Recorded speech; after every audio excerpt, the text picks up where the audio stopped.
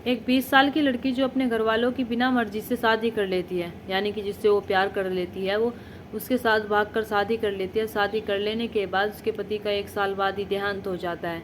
जब उसके पति का 1 साल बाद देहांत हो जाता है तो उस लड़की पर क्या बीतती है, क्या नहीं बीतती है, अगर आप जानेंगे कि वो शादी में कैसे रह रही थी, कैसे नहीं रह रही थी, तो आप सोचने पर मजबूर हो जाएंगे कि जब हम प्यार करते हैं, लव मैरिज करते हैं, तो हमारे साथ ऐसा क्यों होता है। लेकिन वो लड़की जो होती है अब तक निभा ही रही थी, लेकिन उसे नहीं पता था कि उसके पति के साथ कुछ ऐसा भी हो जाएगा, उसके पति के साथ एक दिन इतना सब कुछ हो जाएगा। आखिरकार क्या होता है, क्या नहीं होता है, जानते हैं हम कहानी की घटना के माध्यम से। नमस्कार, आदाब, सत श्री अकाल, हर हर महादेव। मेरा नाम रूपा है और आज की यह घटना भारत की एक राजधानी लगती है दिल्ली, और इसी के अंतर्गत एक कॉलोनी आती है, कैलाश कॉलोनी। कैलाश कॉलोनी में एक डीडीए खाली जगह होती है जहाँ पर झाड़ियाँ होती हैं। झाड़ियों में एक व्यक्ति पड़ा हुआ होता है। व्यक्ति जो होता है यानी कि डेड बॉडी पड़ी हुई होती है। जब एक व्यक्ति की डेड बॉडी पड़ी हुई होती है तभी पुलिस वालों तक ये सूचना जाती है कि यहाँ पर किसी की डेड बॉडी पड़ी हुई है। पुलिस वाले जो होते हैं मौके पर पहुँचते हैं। मौके पर पहुँचने के बाद डेड बॉडी को बरामद करते हैं। बरामद करने के बाद वहाँ पर वे देखने लगते हैं कि ये कौन है कौन नहीं है, लेकिन उस डेड बॉडी के पास कोई भी प्रमाण पत्र नहीं मिलता है। उस डेड बॉडी के पास कुछ भी नहीं मिलता है। जब कुछ भी नहीं मिलता है तो डेड बॉडी जो होती है, ऐसा लग रहा था कि किसी ने उसे धारदार हथियार से मारा हो, और उसका चेहरा था वो कोई भी पहचान नहीं सकता था क्योंकि चेहरा बिगड़ा हुआ था। वहाँ के आसपास के जो लोग होते हैं खड़े हुए, उनसे पूछा जाता है कि क्या तुम इसे जानते हो, तो वहाँ पर खड़े लोग ना कर देते और कहते हैं कि नहीं, हम इसे नहीं जानते हैं। अब पुलिस वाले जो होते हैं सोचने लगते हैं कि हमें इसके बारे में कैसा पता चलेगा। पुलिस वाले जो होते हैं उसे पोस्टमास्टर्म के लिए भेज देते हैं। पोस्टमास्टर्म के लिए भेज देने के बाद अब पुलिस वाले जो होते हैं हर पुलिस स्टेशन में फ़ोटो सर्कुलेट करवाते हैं और कहते हैं कि अगर किसी की भी इस एज की, वो एज जो होती है उस लड़के की 21 से 22 साल होगी, किस एज की अगर गुमशुदगी की रिपोर्ट आई है तो हमसे कॉन्टैक्ट करिए, हमें एक डेड बॉडी मिली है। लेकिन पुलिस स्टेशन में कोई से पुलिस स्टेशन में ऐसी कोई रिपोर्ट ही नहीं आती कि 21-22 साल का लड़का गुमशुदा हो गया है, लापता हो गया है। अब पुलिस वाले जो होते हैं सोचने लगते हैं कि हमें ऐसे तो पता नहीं चला, हमें ना इस बॉडी की शिनाख्त करने वाला कोई आया है और ना ही हमें पता है कि कहाँ का रहने वाला है।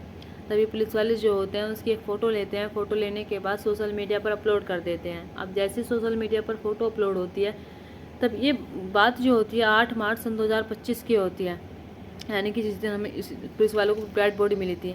अब ऐसे ही 9 मार्च सन 2025 को एक व्यक्ति आता है। व्यक्ति जो होता है वो कहता है कि साहब, जिसकी फ़ोटो आपने सोशल मीडिया पर डाली है वो मेरा दोस्त है। मुझे ऐसा लग रहा है उसकी कद काठी देख कर कि वो मेरा दोस्त है। मेरा दोस्त जो है मेरे साथ कंपनी में काम करता है और वो जगतपुरी का रहने वाला है। पुलिस वाले जब उसकी बात सुनते हैं तो पुलिस वाले जो होते हैं उसके बारे में पता करने की कोशिश करते हैं और कहते हैं कि ये कौन है कौन नहीं है, ये सारी चीज़ें उसकी डिटेल लेने की कोशिश करते हैं। तभी उसका दोस्त जो होता है वो कहता है कि इसकी 1 साल पहले ही शादी हुई है, उसकी पत्नी का नाम पायल है। अब पुलिस वाले जो होते हैं पायल के पास जाते हैं। जैसे पायल के पास जाते हैं और दरवाज़ा खटखटाते हैं तो पायल जो होती है घर के अंदर से आते हैं और कहती है कि पुलिस को देखकर पहले तो वो डर जाती है और कहती है कि साहब क्या हुआ। तभी पुलिस वाले जो होते हैं वो कहते हैं कि तुम्हारे पति कहाँ पर है। तो पायल जो होती है वो कहती है कि कल शाम से ही लापता हैं, कल शाम से ही वे मुझे मिल नहीं रही हैं। मैंने उन्हें हर जगह ढूंढा, हर जगह ढूंढने की कोशिश की, लेकिन वे जब नहीं मिल रहे हैं तो मैं बहुत परेशान आ गई। और वे मेरी ससुराल गए हुए थे, यानी कि सॉरी अपनी ससुराल गए हुए थे, मेरे मायके गए हुए थे। और मेरे मायके जब गए हुए थे तो मैं अपने भाई से पूछती हूँ कि क्या तुम्हारे जीजा यहाँ पर आए हैं। तो मेरा भाई जो होता है वो कहता है कि दीदी आए तो ज़रूर थे लेकिन यहाँ से चले गए। अब मैं उन्हें बार बार कॉल कर रही हूँ लेकिन उनका फ़ोन जो है बंद आ रहा है। पुलिस वाले जो होते हैं पायल की जब ये बात सुनते हैं तो पुलिस वाले जो होते हैं शिवम के पास जाते हैं, यानी कि पायल का भाई जिसकी उम्र अभी 19 साल होती है, उसके माँ बाप के पास जाते हैं पायल के। और माँ बाप के पास जाने के बाद उनसे पूछताछ करने लगते हैं और पूछने लगते हैं कि शिवम, पहले तो शिवम से पूछते हैं कि तुम्हारा जो जीजा आया था वो किस टाइम आया था, किस टाइम गया था, तुमने कहाँ छोड़ा था, कहाँ नहीं छोड़ा था। जब ये सारी जानकारी शिवम से ले रहे थे तो शिवम जो होता है उसके घबराहट से हो रही थी, उसके माथे पर पसीने आ रहे थे। तो पुलिस वाले जो होते हैं वे सोचने लगते हैं कि कुछ ना कुछ तो गड़बड़ है। लेकिन पुलिस वाले जो होते हैं शिवम का बयान लेकर आ जाते हैं। आ जाने के बाद पुलिस वाले जो होते हैं सोचने लगते हैं कि वहाँ पर सीसीटीवी कैमरे भी लगे हुए होंगे जहाँ पर उसकी डेड बॉडी मिलती है, यानी कि उसके आसपास। तभी सीसीटीवी कैमरे खंगालने लगते हैं। जब सीसीटीवी कैमरे खंगालने लगते हैं तभी 8 मार्च सन 2025 की शाम 4 व्यक्ति होते हैं जो ऋतिक को ज़बरदस्ती खींच कर ले जाते थे। ऋतिक जो होता है जिसकी डेड बॉडी मिली उसका नाम होता है।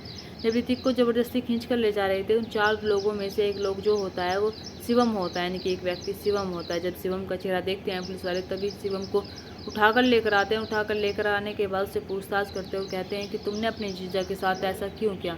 शिवम जो होता है वो तो पहले कहता है कि साहब मैंने कुछ नहीं किया और ना ही मैंने अपने जीजा के साथ कुछ गलत किया है।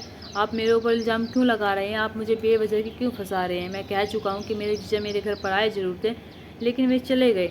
लेकिन पुलिस वाले जो होते हैं जब उसके सामने CCTV कैमरे की फ़ोटोज़ रखते हैं, तब कहीं जाकर शिवम जो होता है टूट जाता है। टूट जाने के बाद फिर एक ऐसी कहानी सुनाता है जिस कहानी को सुनकर पुलिस वाले खुद हैरान रह जाते हैं, सोचने पर मजबूर हो जाते हैं कि किसी में किसी की नफ़रत इतनी कैसे बढ़ सकती है। और उसकी पत्नी जो है, उसकी पत्नी ऐसे कितना गलत फैसला ले सकती है कि अपने फैसले पर बाद में पछतावा हुआ। और शिवम जो होता है वो अपने जीजा को सहन नहीं कर पाता, वो इसलिए उसे मार देता है। आखिरकार घर कहानी में क्या होता है, शिवम जो होता है बताता है कि मेरी बहन करीब 1 साल पहले, ऋतिक जो होता है, ऋतिक का दोस्त, हमारे ही बगल वाले घर में रहा करता था।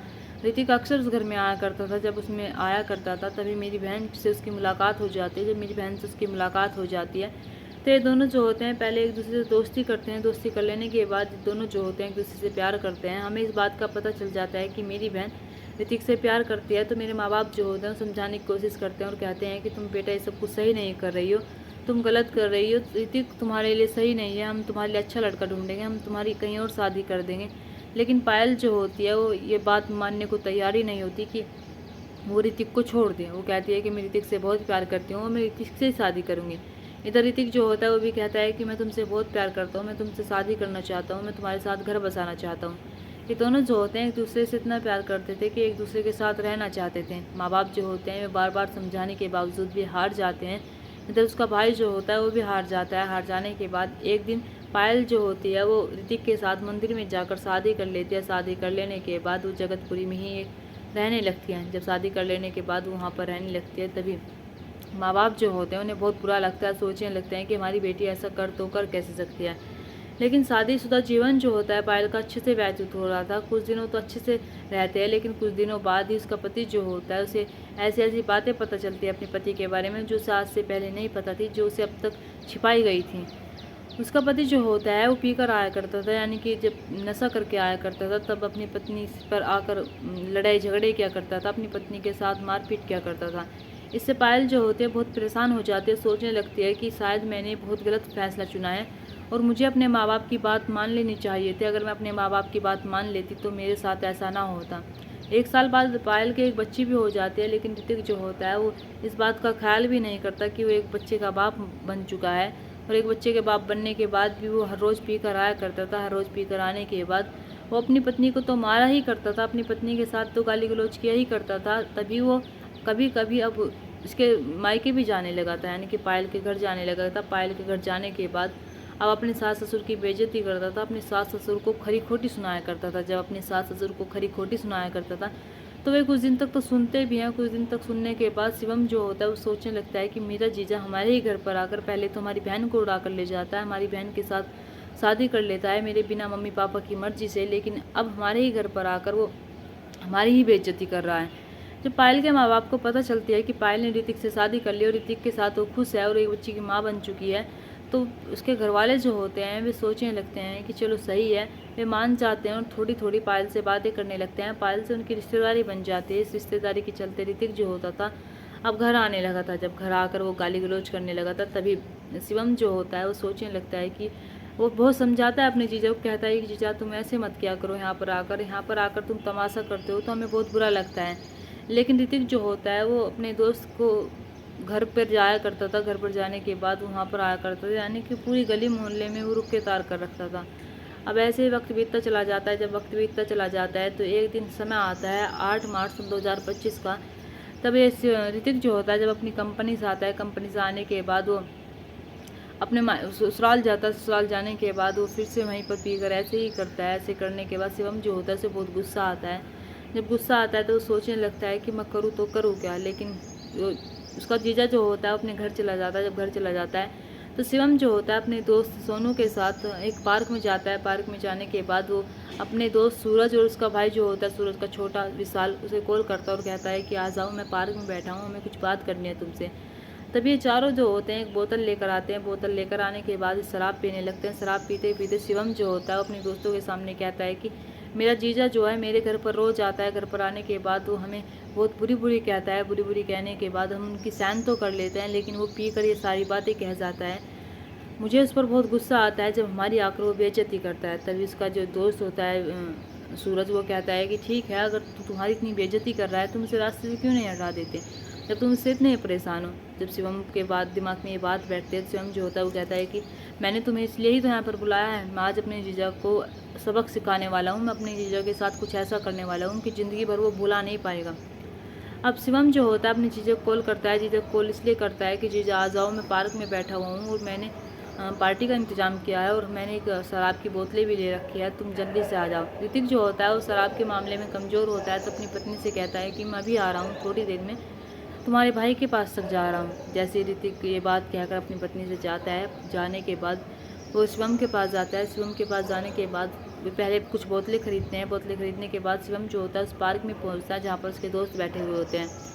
शिवम के दोस्त जो होते हैं वे ऋतिक को जानते थे, ऋतिक भी शिवम के दोस्तों को जानता था। ये पांचों जो होते हैं मिलकर पहले शराब पीते हैं, इतनी शराब पीते हैं कि बहुत शराब पीते हैं। इसमें सबसे ज़्यादा शराब जो पिलाई जाती है वो ऋतिक को पिलाई जाती है। ऋतिक को जब सबसे ज़्यादा शराब पिलाई जाती है तभी ऋतिक जो होता है जब चलने की हालत में नहीं होता, तो ऋतिक जो होता है वो कहता है कि शिवम मुझे मेरे घर पर छोड़ा, मेरे अब चलना बस की नहीं है। तभी शिवम जो होता है कैब बुक करता है। कैब बुक करने के बाद उसमें पाँचों लोग ये बैठ जाते हैं और बैठ जाने के बाद ये उसी कैलाश कॉलोनी में, मतलब कि डीडीए की जो खाली जगह होती है झाड़ियों के पास, वहाँ पर जाते हैं। वहाँ पर जाने के बाद वो कैब को वापस भेज देते हैं। वापस भेज देने के बाद अब जैसे ये ऋतिक जो होता है ये चल रहा था, इसे कुछ पता ही नहीं था, तभी शिवम जो होता है तेज़धार हथियार से इसका गला रेत देता है। गला रेत देने के बाद ऋतिक जो होता है उसकी मौके पर ही मौत हो जाती है। जब मौके पर ही मौत हो जाती है तभी शिवम जो होता है एक पत्थर उठा कर लेकर आता है। पत्थर उठा कर लेकर आने के बाद ये लोग जो होते हैं ऋतिक का चेहरा बिगाड़ देते हैं ताकि ऋतिक को कोई पहचान ना सके।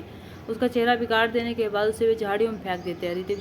ऋतिक का जो फ़ोन होता है उसे वो ले लेता है। ले लेने के बाद उसका फ़ोन जब लेने के बाद वो वहाँ पर नहीं छोड़ता, वहाँ पर से सब चीज़ उठा लेता है, यानी कि उसका जो प्रमाण पत्र कुछ भी होता है उसकी जेब में सब चीज़ ले लेता है। ले लेने के बाद उसकी बहन का उस पर फ़ोन आता है देर रात को कि तुम्हारी जीजा घर पर नहीं आए हैं, कहाँ पर रह गई हैं। तभी शिवम जो होता है वो कहता है कि दीदी जीजा तो घर पर से निकल गए थे और मैं उसे खुद छोड़ कर आया हूँ, वे अभी घर पर क्यों नहीं आए हैं। तो शिवम जो होता है वो कहता है कि दीदी उन्होंने थोड़ी सी पी रखी थी, शायद सुबह को आ जाएंगे लौट कर। पुलिस वाले जब उसकी बात सुनते हैं कि इसके साले ने ही जीजा के साथ कुछ ऐसा कर दिया, पुलिस वाले जो होते हैं वे शिवम से कहते हैं कि हमें तुम्हारे बारे में पहले ही पता चल गया था, हम तुम्हारी कॉल लोकेशन निकालते हैं। जब कॉल लोकेशन निकालते हैं तो हमें दिखता है कि तुम्हारी लोकेशन जो होती है वो ऋतिक के पास होती है और उसी जगह पर होती है जिस जगह पर हमें डेड बॉडी मिली थी। और दूसरी बात, हम फिर सीसीटीवी फ़ोटोज़ निकालते हैं। सीसीटीवी फ़ोटोज़ निकालने के बाद हम देखते हैं कि तुम उस चेहरे में भी आ रहे हो, उस कत्ल के नाम में भी आ रहे हो, तुम्हारे 4 दोस्त होते हैं ये भी उसमें आ रहे हैं, यानी कि सॉरी तुम जो सारे मिलकर 4 लोग होते हो, 4 लोग जो होते हो कैमरे में कैद हो जाते हो। पुलिस वाले जो होते हैं उन्हें कहते हैं कि हम तुम्हें ऐसी सज़ा दिलाएंगे जिसे तुम ज़िंदगी भर नहीं भूल पाओगे। अब तुम तो ऋतिक को सबक सिखाना चाहते थे, लेकिन हम तुम्हें सबक सिखाएंगे। तुमने अपनी बहन का घर उजाड़ दिया, तुमने ये भी नहीं सोचा कि तुम्हारी बहन के बाद में क्या होगा। तुमने अपनी बहन के साथ ऐसा किया तो किया कैसे। तुम अपनी बहन की एक बार और देखते और उसकी और देखने के बाद उसकी मांग में भरा सिंदूर देखते और सोचते कि चलो कोई बात नहीं, मैं अपनी जीजा को छोड़ देता हूँ। माना कि वो गलत कर रहा था, तुम्हारी बहन के साथ प्रताड़ना कर रहा था, तुम्हारी बहन के साथ मारपीट भी कर रहा था और तुम्हारे घर आकर वो आपत्तिजनक शब्दों का यूज़ भी क्या करता था, लेकिन तुम्हें इतना हक नहीं है कि तुम उसे मार दो। तुम पुलिस स्टेशन आ सकते थे, पुलिस स्टेशन आकर रिपोर्ट लिखवा सकते थे, हम कार्रवाई करते। तुम्हें उसे मारने का कोई अधिकार नहीं था। शिवम और शिवम के 3 दोस्त जो होते हैं सूरज, विशाल, सोनू, इन सबको गिरफ्तार कर लिया जाता है। गिरफ्तार कर लेने के बाद इन्हें जेल भेज दिया जाता है और जेल भेज देने के बाद इनके खिलाफ जो सारे प्रूफ होते हैं उन्हें लेकर कोर्ट में पेश किया जाता है। यहाँ पर किसकी गलती होती है, यहाँ पर उस लड़की की गलती होती है जिसने घर वालों की मर्जी से जाकर शादी की, या फिर उस ऋतिक की गलती होती है जिसने पहले सब कुछ नहीं बताया कि उस शराब का आदी भी होता है और बाद में जब शराब पीने लगता है तो पायल जो होते हैं वो वाकई में बहुत परेशान हो जाती है और अपने आप को कोसने लगती है कि काश मैं अपने घर वालों की मर्जी से शादी कर लेती। और शिवम जो होता है वो अगर चाहता तो पुलिस का सहारा भी ले सकता था, वो पुलिस में कंप्लेंट भी कर सकता था कि हमारे घर पर आकर रोज ऐसे ऐसे करता है, लेकिन शिवम जो होता है उसने दूसरा ही रास्ता चुना। उसने ऐसा रास्ता चुना जिस क्राइम से वो ना ही तो छुप सकता था ना ही बच सकता था। अब ऋतिक और ऋतिक के दोस्त जो हैं वे जेल में रह रहे हैं। दोस्तों, इस कहानी और घटना को सुनाने का मकसद मेरा आपका दिल दुखाना नहीं था, आपको परेशान करना नहीं था, आपको घटना के बारे में बताना था, आपको सचेत करना था। आप अपने परिवार के साथ खुश रहिए। नमस्कार।